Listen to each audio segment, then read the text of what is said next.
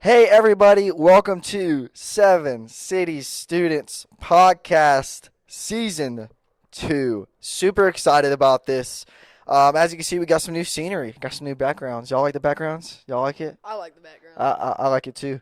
So we got some new backgrounds, we got some new things coming, but first we just want to say welcome. Thank you so much for listening, watching, whether it's on the Apple Podcast, whether it's on YouTube. I know most of you guys probably watch it because, you want to look at what clothes we're wearing and what drip. It's casual.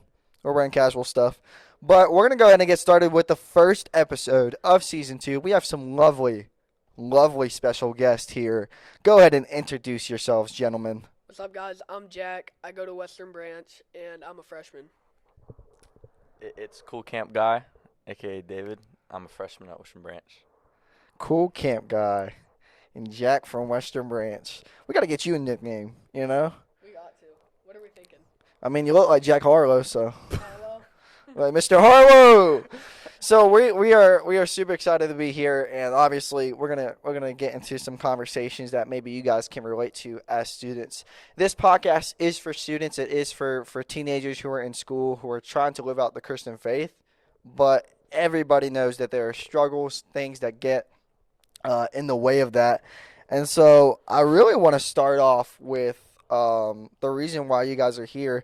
Both of you guys have one thing in common. Well, I mean, you probably got a plethora of things in common, but you have one major thing in common is both of you play sports, and you played sports for a while. David, how long have you just like gone out there and thrown your body on a field? Like that's what I think about sports nowadays. Like it's not even playing a game anymore. You're just exercising. How long have you done that? I've been playing football for this is my 10th season, so like my ninth year, but my 10th season. And basketball I've been playing since I was about 8. So you started football like what, 5? Yeah, 5, 4. Tackle football too. Did you when you're playing tackle football at 5 years old? 4, dude. I was out there sweating, and first day of pads, no conditioning. You just went out there in pads. So is that why you're kind of Probably. crazy a little bit? Because you've already got like 4 concussions by the age of 8. Like, jeez, About to go to 20 jeez. So you started playing football first. What got you into basketball? Basketball was just kind of a thing. I had watched it, and I'd obviously like been playing 2K or whatever on the Xbox 360, but I got into basketball because it was just so like calming. Like football was always so like intense and like just hitting people and like destroying your body, but basketball is like just kind of more relaxed game, and it's a complement each other. Yeah. I mean, yeah, you don't really get hit, and if you get hit, you get ejected. Yeah, thrown out the game. Well, that's nice. Jack, what about you? What have you played? I've played basketball and soccer mainly. Right now, I'm only playing basketball. I've been playing basketball for about since I was 3, so about 12 years now. And, I've loved it ever since, I started playing. It's been a struggle, being an undersized guard and, trying to get through it. But it's been going pretty good so far, and the JV season's coming up, so excited for that. Yeah, so we're shooting this when?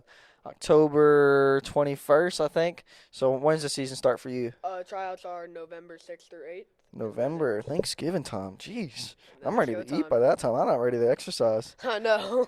So both of you guys have played ever since you were super young, and which is crazy because I started actually playing competitive 8th grade.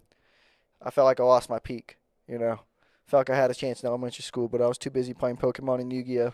It was my childhood though. So as you guys are playing sports and growing up, did you ever have a mindset? A lot of people have this mindset, so that's why I asked this. That if you lose a game, or if you lose something, the world is done, it's over, just give up. As a kid, obviously now as a teenager, you're all right, win or loss. But as a kid growing up, was that something that you thought about? I feel like I tried not to, but yeah, definitely with teams too. When I started playing more competitive at a younger age with travel ball and all that, it's if I get cut, do I even still play? Do I keep going, or do I just quit and go try soccer, stick to soccer, try football, go to golf? Go to golf, Tiger Woods. What about for you, David? I I like when I was younger, it was definitely more of like a social status. Like when I was like 9 and first moved here, I was like playing for the Western Branch Jaguars, Pop Warner, and I was like, if I lose this game, like I'm not going to Disney World. Like, like the whole point of Pop Warner was to try to get to go to Disney World at the end of the season. And that was just like, if I lose this game, like, what am I? Hmm. Like seriously, like that's really how I was because I'm really competitive. That's how I was when I was little, and Hmm. I still do that sometimes. Like, I feel like if I would have lost to Indian River on my first start, probably would have like detrimentally hurt me. Hmm. But like, it's still not as big as if I was like 8.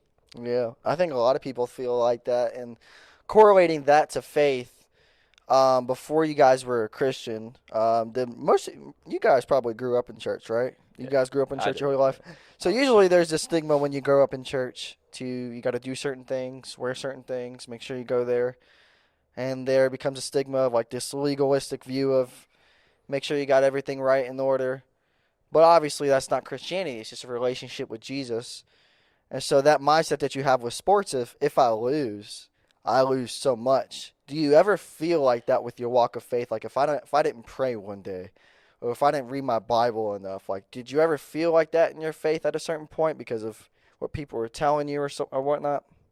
Definitely when I was younger, trying to walk in faith, like 9, 10, because it's so easy at that age to be so gullible to people's opinions and like just really believe what anyone says or anything you see. So like when I was younger, if someone told me like, "Oh, did you pray yesterday?" and I was like, "No," and they're like, "Oh well, that's a huge mistake," and I'd be like, "Oh dang, like Mm, let me get right." But like now it's more like I really understand the whole concept of like no matter what, like God's gonna love me and forgive me. So like, it's obviously I want to strive to pray every day and like do all that, but like if it doesn't happen one day, it's not like oh my gosh, like been set yeah, back to the beginning of my faith. that's good. Yeah. Yeah. Have you ever felt that way, Jack?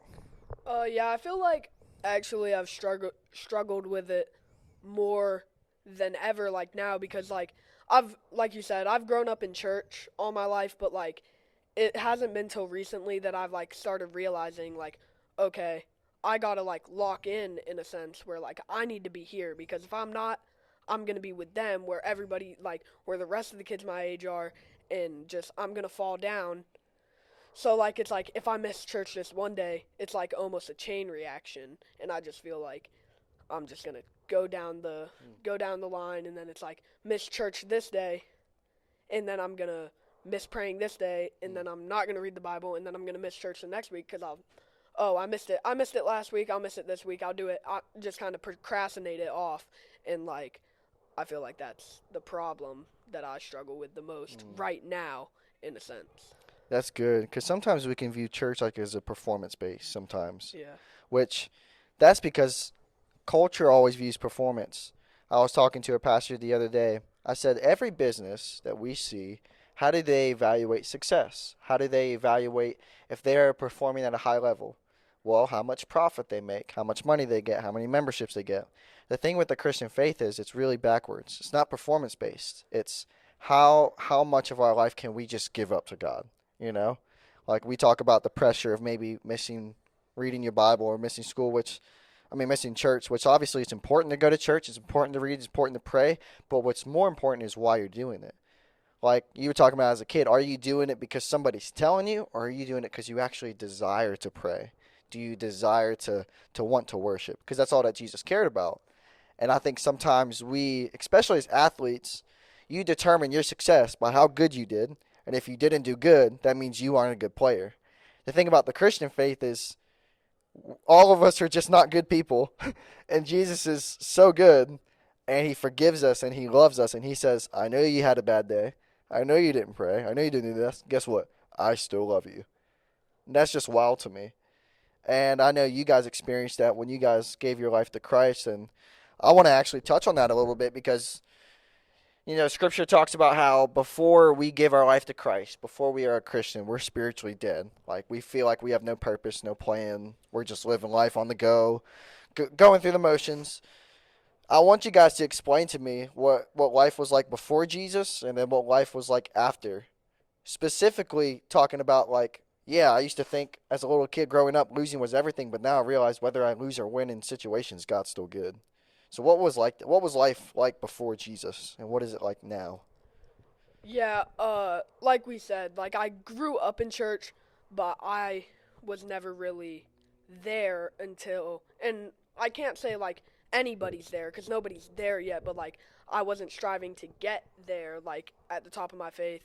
So like it was different. I was just like wondering like, oh, how am I going to like do this or do this before, and then now I'm like it's good. Like he's got it. Like I'm not worried about anything else because he's got it. And of course I still get stressed. Of course I'm sure we all do, but like I feel like he has it a lot more now, Mm, and I'm a lot more like good with that because mm. I'm not worried as much about every little detail and every little thing. He's got it.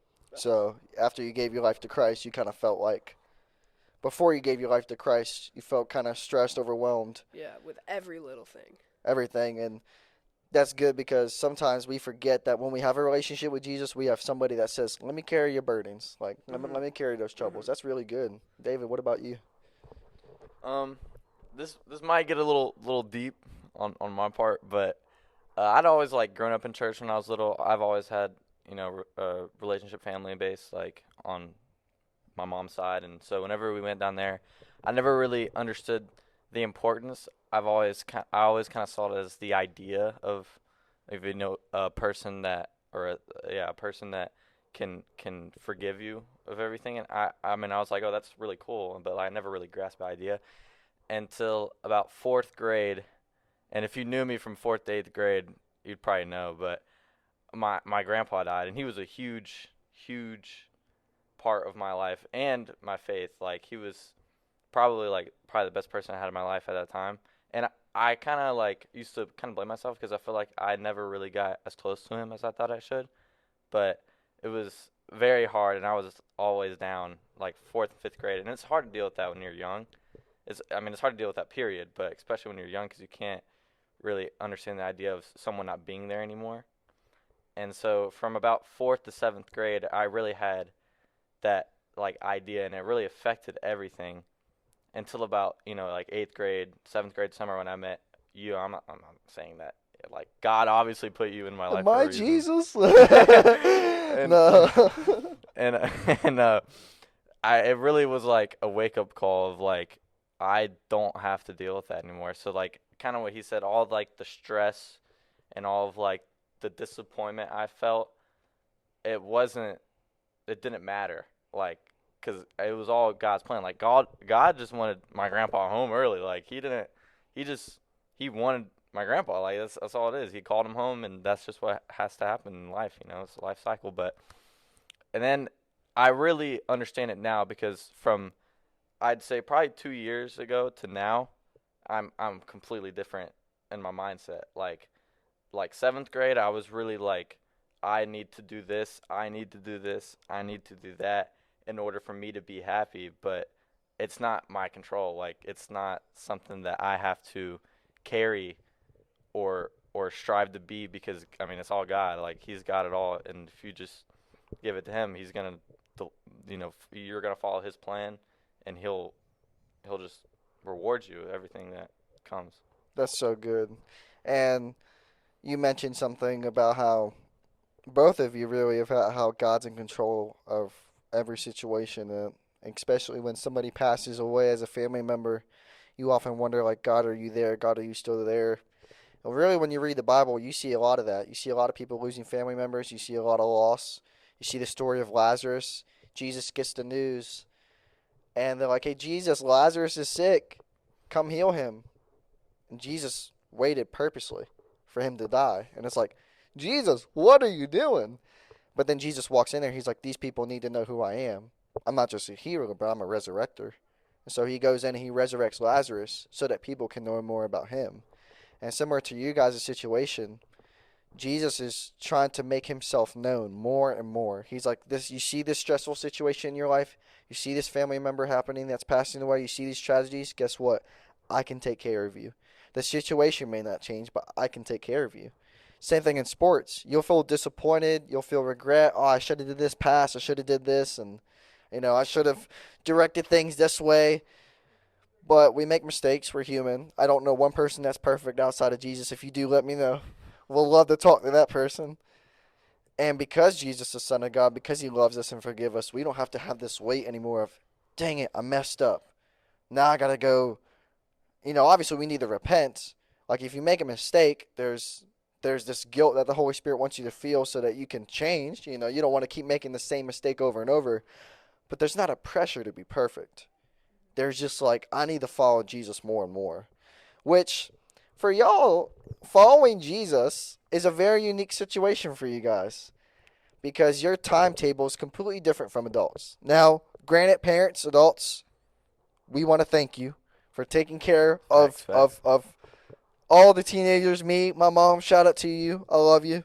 Will not be here, obviously, without you feeding me and giving me water and milk. However, you guys are in a different scenario than adults. Adults have a job. They have a family. They're married. Like their core priorities is marriage, their relationship with the Lord, and their job. You guys are all over the place. You guys are coming up to be adults. And just like many students who are listening to this, you have 7 hours of school. After school, for y'all, you have practice. Or you have a game. How long is practice for you? Practice is from after school to 7 to 7:30 for me. What time do you wake up to go to school? Should be 7, but but it's usually about 8 o'clock, and then I rush out of the house. So for 12 hours, it's straight school and sports. Is that the same thing for you? Yeah, pretty much. I mean, off season right now, so the schedule is just kind of different and it's all over the place. But yeah, usually it's like 6:30 to 9:30 or Wow. 5:15 to 9:30. Yeah, it's long days. I wake up at about the same time as him. Probably should be a little earlier, but we're getting there. We're getting there. And yeah, it's a time-consuming. It's a job. It's a time-consuming thing you have to do.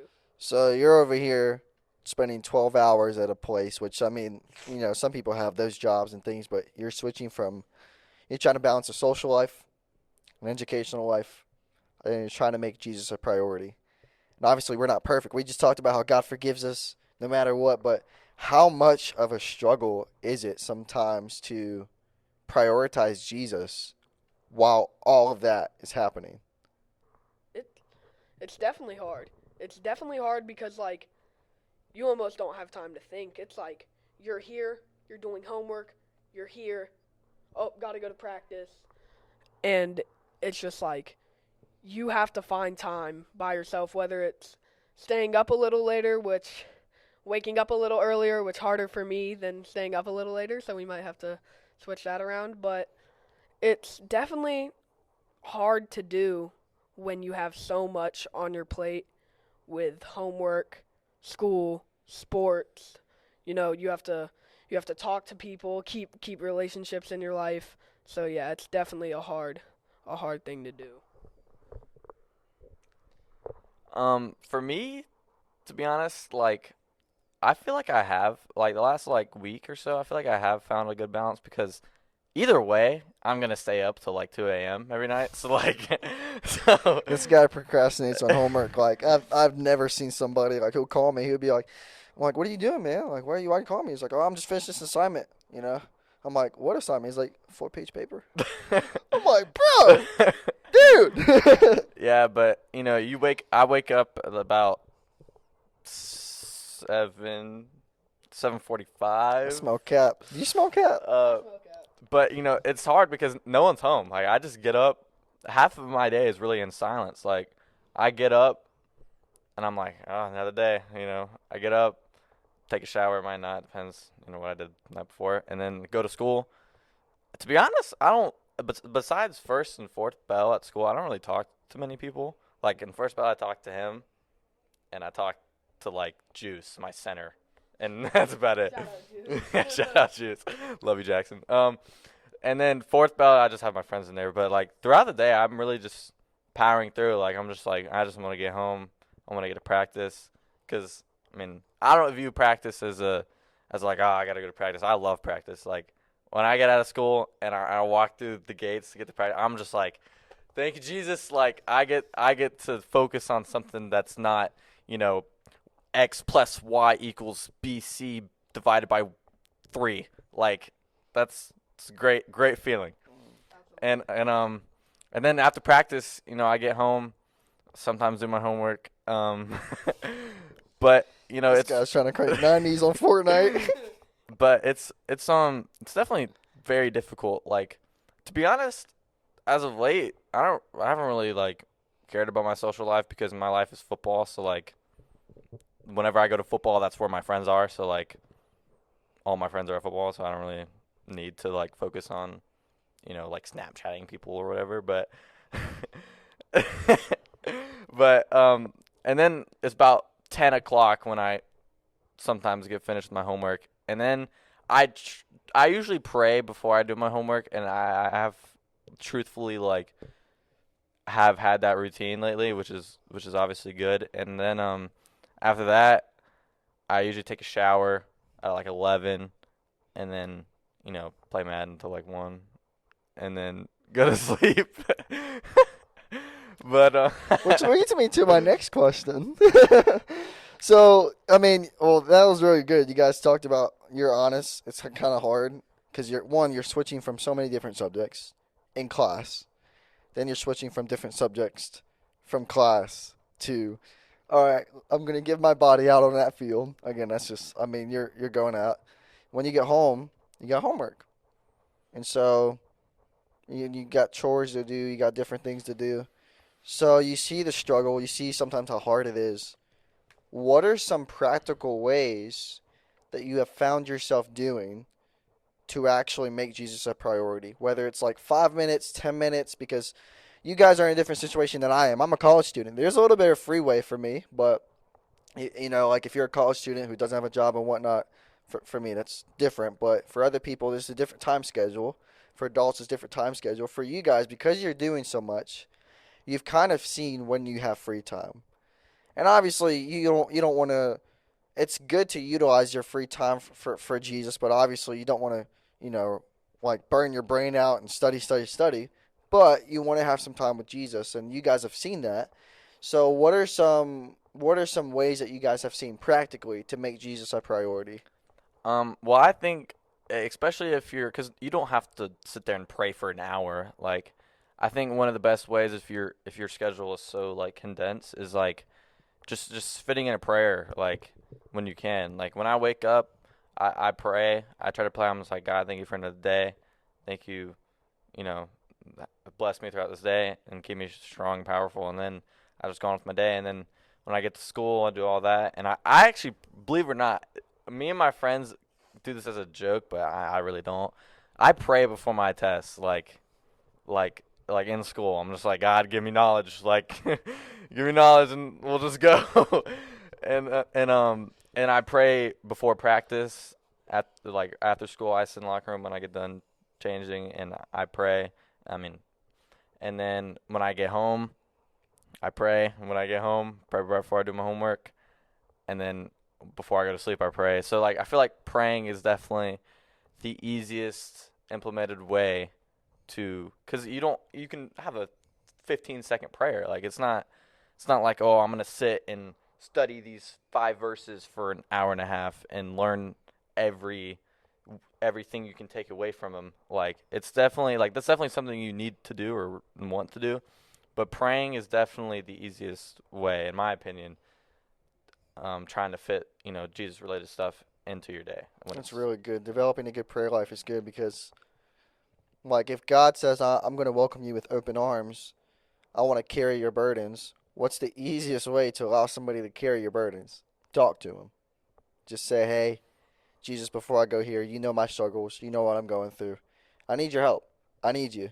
Especially that's important with sports because sometimes in the sport world, you act like you don't need anybody. It's the whole prideful sense of, I'm good. Let's just keep going. Let's just keep grinding. But then we get to a certain point where we're like, I need help. Or I need rest. Not just physical rest, but I need spiritual rest. God, I need to know that you're there. God, I need knowledge before a test. God, I need energy before practice. And what do? You just pray. It's like God knows it all. He just wants you to ask him. He wants you to be like, hey, I want you to rely on me because I'll give you this generously. That's really good. Jack, what are some things that in your life that you can kind of make Jesus a priority? I mean, yeah, I like that you said talk when you said talk to God, cuz I try and do that as much as possible, like cuz when I was little, I would just like pray, but it would just be like ask, like can you please give me this? Can I please have this? And like now I've noticed like when my day's over, I'm winding down, I'll go to bed and I'll like, maybe look at like a basketball game, maybe watch some highlights, but then I'll put my phone down and I'll just like talk and just like tell, and it's just like I'm not asking or even like thinking. I'm just talking and trying to like see if I can get any like knowledge and courage or anything I can do to like help me out, cuz like I've gone through some hard times recently and I just feel like that's the way that helps me the best, just talking and kind of letting out my problems internally with like with Jesus and everything. So yeah, I don't ask as much as I used to when I was little. Just can I please have the new PS5? I really want 2K20. I really want 2K20. It's more like just how do I get through this? Like what do I Mm. need to do? Like I've been feeling this, and cause like a lot of people in my life, like I have a lot of good friends and a lot of good people around me, but it's still to a point where I can't just like talk like I want to, where it is when I'm just almost talking to myself and I'm just saying and thinking, and it's been good for me the last couple of months. That's good. 'Cause That's definitely. really good. Um, Prayer is usually where people start because you can't. Here's one thing that a lot of students will come up to me. They'd be like, "I really want to grow my faith. I really want to read the Bible." I'm like, "That's awesome. I want you to start with just a couple verses a day." And they're like, "What? Like I'm supposed to? I thought I'm supposed to read a chapter and then pray." I'm like, "I need you to start with a couple verses." Like the Bible's very complicated, and the easiest way to understand the Bible is by praying and saying, "God, help me understand your word." Like the Bible says, the Holy Spirit will make you understand it. And when you start praying, that's where you start. And then as you're praying, then you get to open a book of the Bible and get to understand it properly. Because you know how those people, take those verses out of context. Jeremiah 29:11. He made plans for me.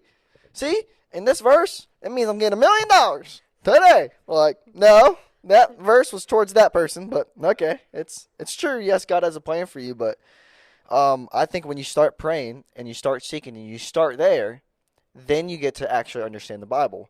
Then you get to actually understand what God's called you to. Then you get to feel relief. You guys talk about the feeling of relief. It's much more than that. You feel relief, then you feel empowered, then you feel strength, and now you're ready to go do the next thing. And I always tell students, and I'll tell you guys this too, like if you really want to read the Bible and understand it, read a couple verses at a time. I would always start with the Gospels because understanding Jesus actually makes you understand a lot of the Old Testament. Because the Old Testament's complicated, like really complicated. You can understand it, but I'll read the Gospels first. And especially like prayer is one thing, reading the Bible is another thing. How important has community been for you guys? Like when you guys go to youth group, like how important has that been as well? It's been huge. I remember I lost two very close people in my life, both my grandmas, in a week span recently, and I remember just being really down. And I hit up Caleb, and I was like, "Dude, like I just need to talk to someone. Like, what can I do?" So he picked me up. We hung out. We got some ice cream. Uh, and he was just like, "Dude, what you need to start coming to community. Come to youth, dude. Like, do it. Find your village." And I did, and I've started coming. I try and come as often as I can, and even with that, it kind of taught me get closer to family, get closer, just have people around you that you can lean on and that you can trust, and that helped me tremendously. Like I can't even explain how like grateful I am for that. That's good. The biggest thing for me is that I so much of my life is football. So having a coaching staff and having the coaches and the people all be, huge religious and Christians all close to Jesus is really, really impacted me. Like, for example, you might be on a team where like your coaches maybe aren't really like praying before games or anything like that, and you're just like, wow, like I'm struggling, like I don't know what to do, and like you're kind of like entitled to your friends, your family, and obviously obviously that's all good, but just when you're around that coaching staff for such a long period of day, it can really affect you in some ways. And having like Coach Thomas, Coach Cook, Coach Mitch, all my coaches are so like I mean, we play worship music at practice. Like I have never been a part of a team that plays worship music at practice from a public school. Like I just really think it's great. And obviously youth has definitely 100% probably changed my life like in so many ways. Like you didn't invite me to a Sunday like message. You invited me to youth first, and like I really just saw like, and I've built so many connections there, so many people, and it's really great to see like, especially at camp, like we all just like came together at camp and really like held each other accountable and just really grown with each other. Like Gavin and Luke and Grayson, like they're all like one of like my best friends now, and it's really great having friends that you can be real with because they're all close with God. Like, I had friends 7th and 8th grade. Like, it's just like, how do I can't really like explain this to you because like I don't know how to without diving into like the religious topic, which obviously isn't bad because you want to share that, but like it does make other people have like maybe negative reactions. Like, oh, all he wants to do is just talk about God. Like, obviously it's not bad, but you still don't want a person to think that whenever you're trying to lean on them, like, and so like that has definitely helped. Like whenever I'm having problems, I can talk to anybody now, and that's really something that has affected me a lot, especially when I was struggling. Like at camp was really when everything like hit me, and I was like, wow, I can really talk.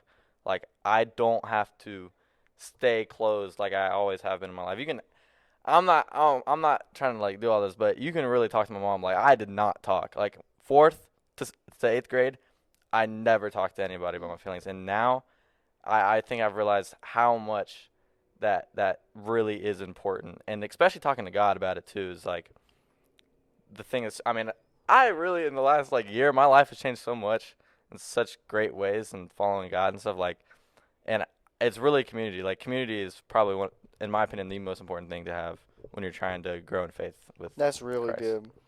And it's crazy how all those things come together. Prayer comes together with community. Community comes together with reading the Word, because there's going to be days. Look at me. There are going to be days where you do not feel like reading the Bible, you do not feel like praying, and you do not feel like going to youth group or going to Sunday church. Who helps you in that area? The Lord and community.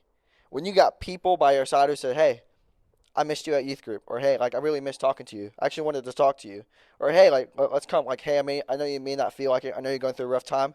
This is exactly what you need. Because if you isolate yourself, your only help is you, and because you're in a bad situation, you're going to put yourself continually in a bad situation, in a cycle. And so it all comes together, and especially with you guys in sports, community is important, prayer is important, reading the Bible is important, but understanding that God's with you all the way through. You make a mistake, God's with you. You're with community, God's with you. You're praying, God's with you. And for you guys to share of how powerful Jesus has been, before you had Jesus, there was just darkness, there was just a void. It was like, I got to try to be the best person I can be. And then with Jesus, it's like, oh, he does the work in me. Like, that verse in Philippians where it says, like, your work will come to completion.